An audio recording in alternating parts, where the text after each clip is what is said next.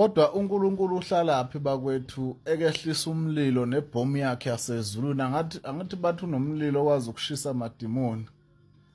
Unomlilo oshisa yonke izinto ezingalungile kumuntu noma ngabe umuntu unomlilo wembubhiso futhi unomlilo ophilisayo. Ngawuthola phi lo mlilo wakhe uNkulunkulu lo wembubhiso ufike nje kulabo bantu laba bala.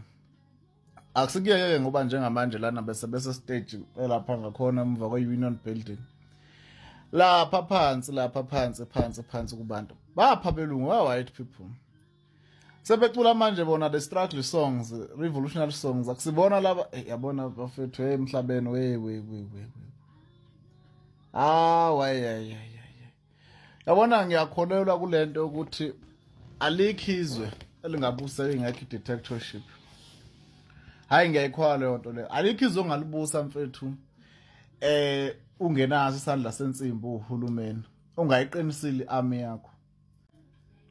Ulibusa kanjani izwe olipha inkululeko engaka? Alibuseki lelo zwe labantu abaphila isinomi kanjani izwe elingenawo uNkulunkulu elingenza into right.